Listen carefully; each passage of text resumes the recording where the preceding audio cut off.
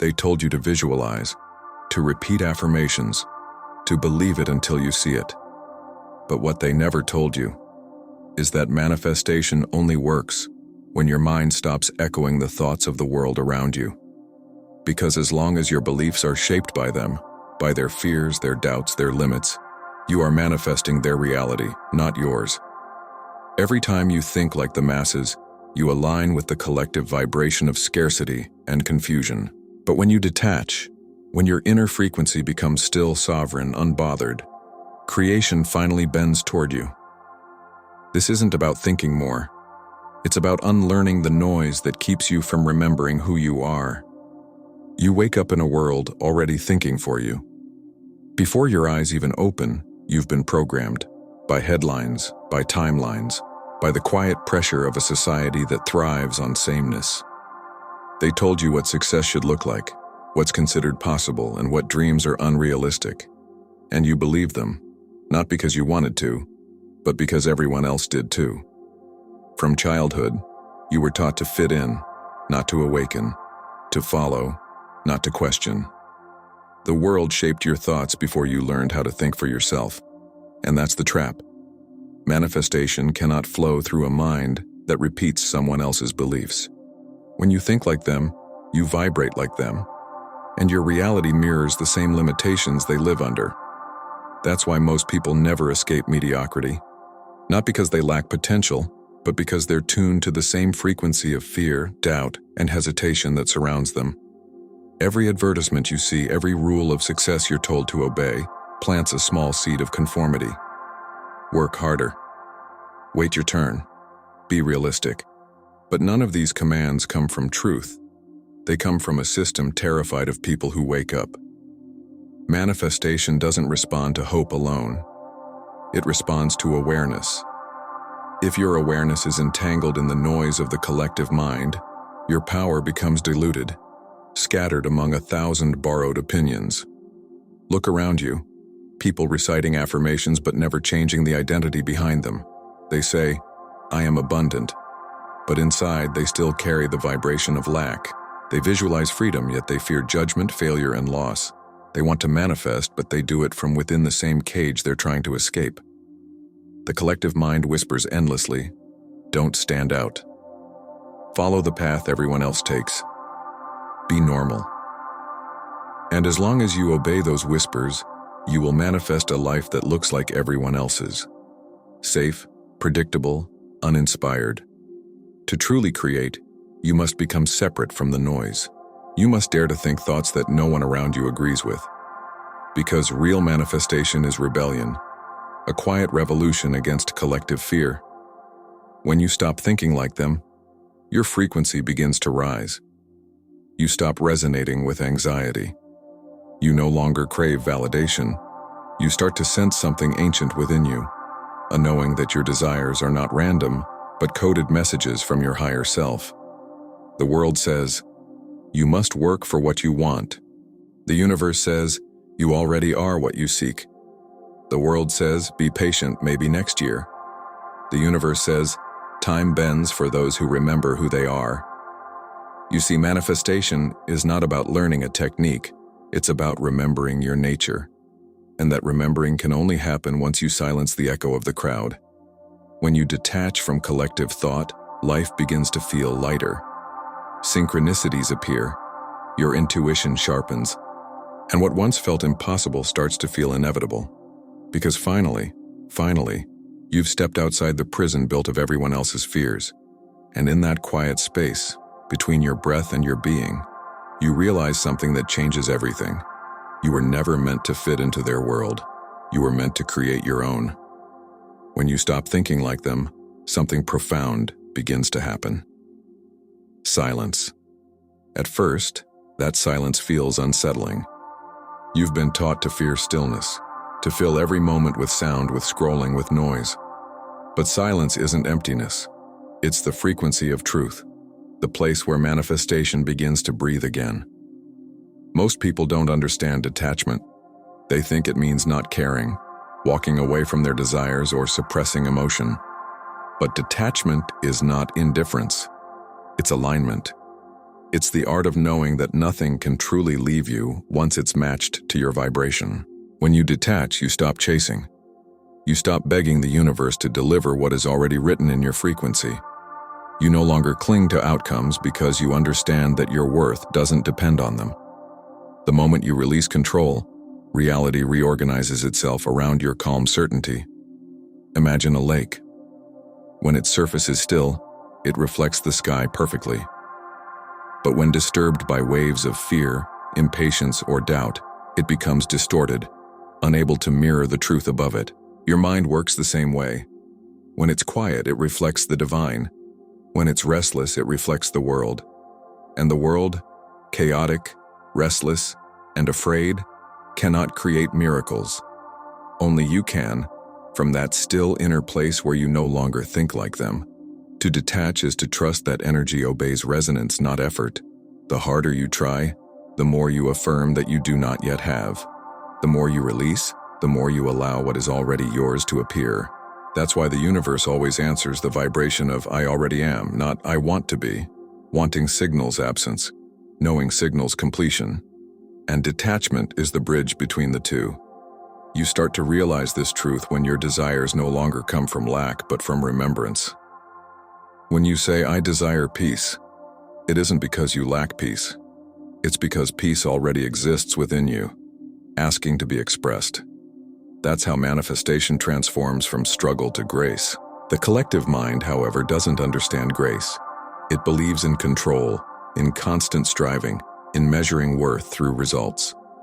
But the soul doesn't measure. It magnetizes. It doesn't chase. It receives. So when you detach, you confuse the world. They'll ask, how can you be so calm when nothing's happening? And you'll smile, because you know everything is happening, just not where they're looking.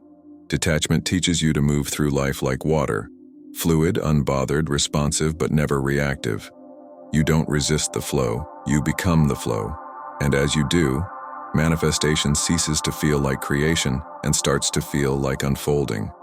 Your only task is to remain clear, to stay in harmony with the truth that your reality bends to your internal state, not the other way around.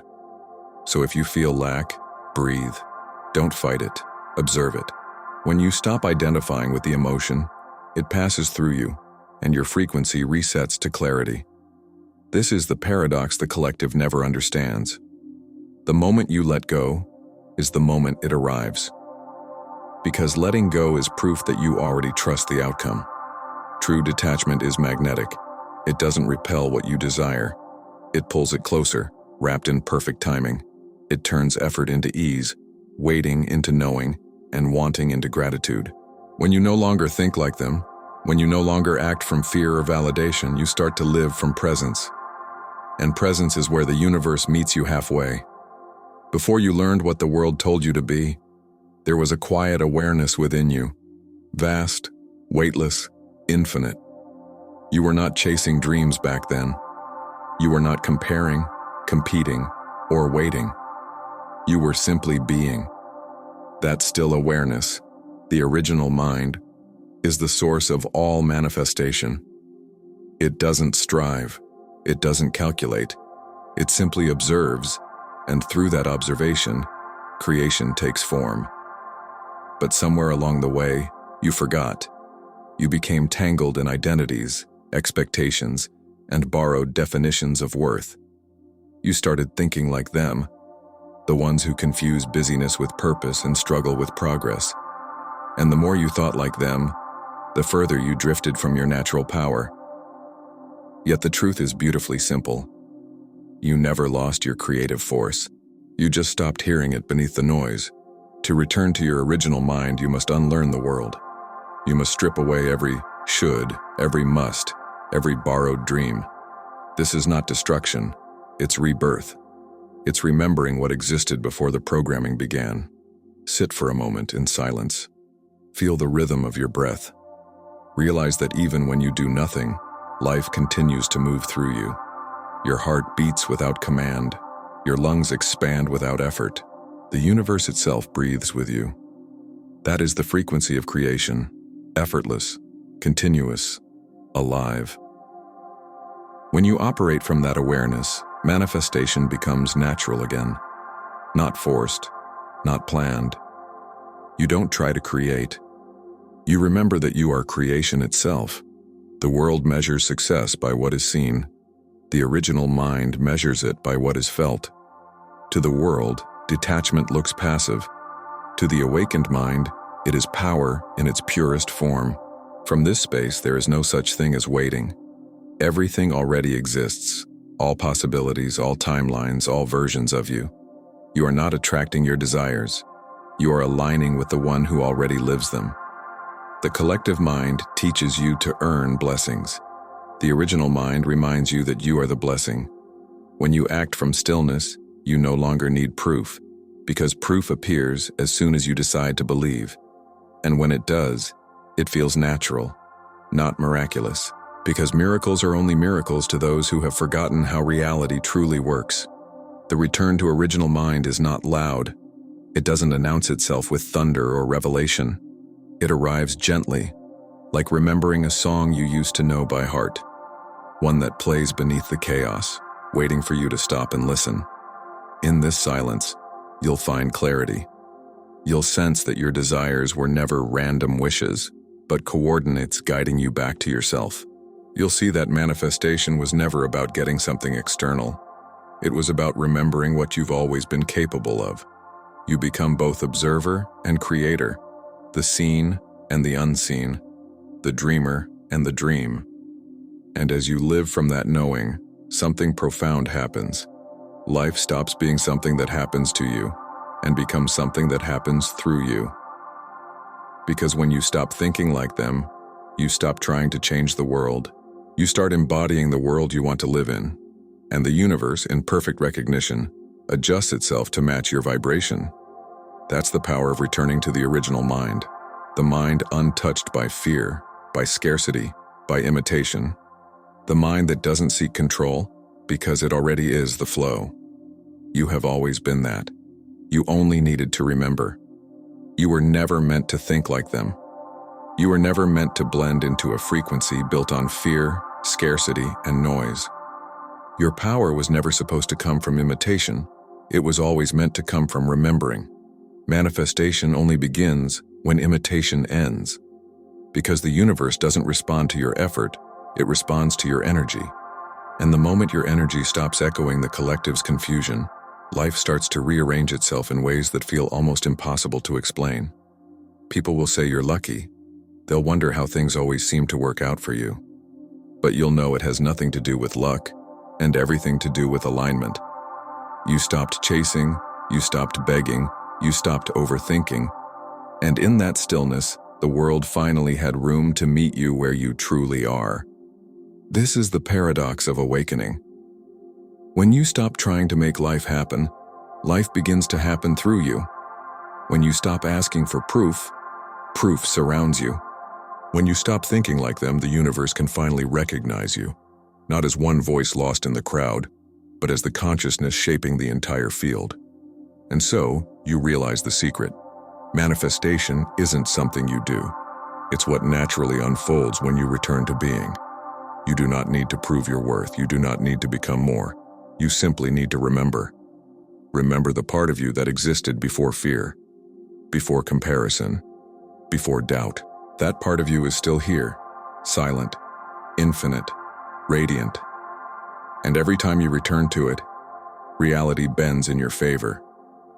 So from this moment on, stop thinking like them. Stop vibrating at their frequency. Detach from their noise, their fear, their illusions of control, and instead think like the universe does, quietly, effortlessly, with certainty. Because when you remember who you are, you no longer chase creation, you become it. And that's when everything you've been searching for starts searching for you. Pause, breathe, feel that. The shift isn't coming. It's already here, and it begins the moment you decide to stop thinking like them.